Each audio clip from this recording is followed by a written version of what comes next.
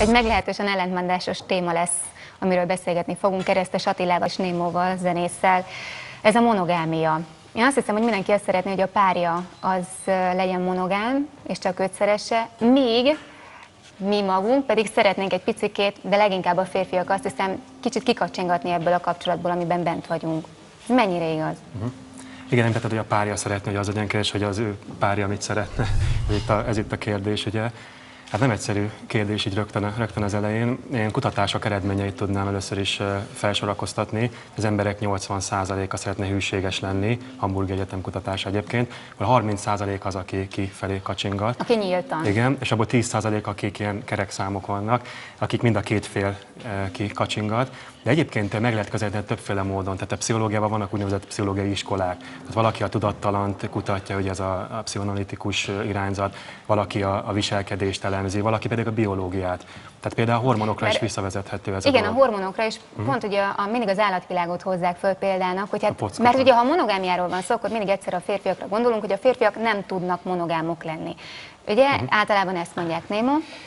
Hát én erről a kérdésről azt gondolom, hogy eleve már a régi időkben, az őskorban, és hát az volt, a férfiak elmentek vadászni, lövöldöztek mindenfelé. Vadászás után levadászták Még otthon az asszony meg őrizte a tüzet, tehát arról meg nem is beszélve, hogy ez a világ, amiben most élünk, szerintem ez sajnos nem kedvez a monogámiának. Tehát... Na de, ugye az állatvilágot említettem, de az állatvilágban is léteznek olyan állatok, bálna, talán a ludak, a hattyúk. Tehát vannak olyan állatok, nem, akik monogám típusúak. Tehát miért kell mindig az állatvilágra hivatkozva a férfiaknak azt mondani, hogy én aztán most itt elhinthetem mindenfelé a... Persze lehet egy jó kifogás, egy racionalizáció, úgy hívja a pszichológia, amikor nagyon jól meg tudjuk magyarázni a dolgokat racionálisan. Ugye? Valóban van 5000 emlős faj, annak az 5%-a állítólag monogám, valaki megszámolta ezeket.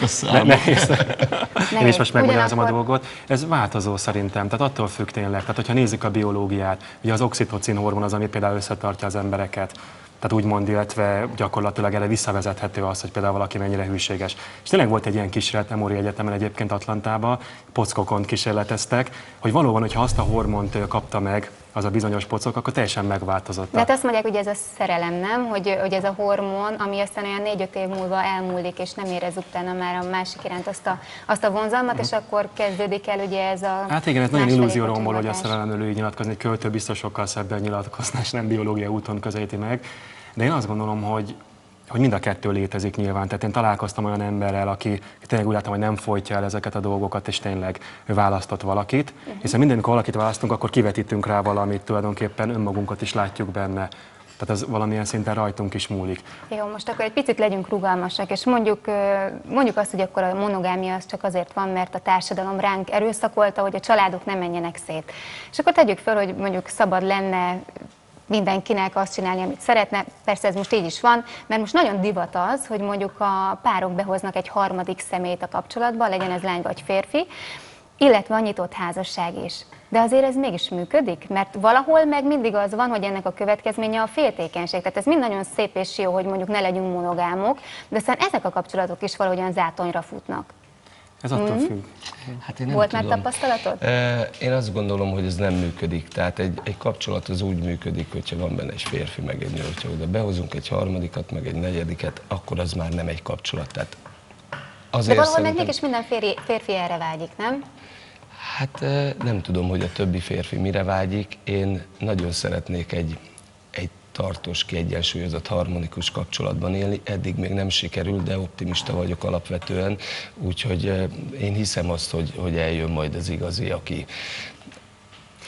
Azt gondolod akkor, hogy létezik a világon olyan nő, aki mellett mondjuk ki tudnál tartani egy életen át? Azt gondolom, vagy a monogámia neked azt jelenti, hogy igen, mit tudom, én csak 5 évente egyszer lépek félre? Azt gondolom, hogy létezik olyan társ, aki egy igazi társ, és egy igazi társsal az ember át tud nehezebb, Szóval azért nem tudod elképzelni az szituációkon életet. is, nehezebb szituációkat is túl tud vele élni. Hát óriási a kísértés, azt hiszem, hogy körülöttünk minden azt hirdeti, hogy vedd meg, használd és dobd el. Tehát ez most erről szól, a 21. század, és ez sajnos a kapcsolatokra is mindenre. Tehát, Te megtaláltad a boldogságodat ebben az életformában, rajongóid között? Hát hazudnék, hogyha azt mondanám, hogy rosszul érzem magam. Nyilvánvaló, hogy ez még nem az útnak a vége. Amint mondottam, optimista vagyok alapvetően, úgyhogy nagyon remélem, hogy majd megtalálom azt, akivel a hátra lévő éveket.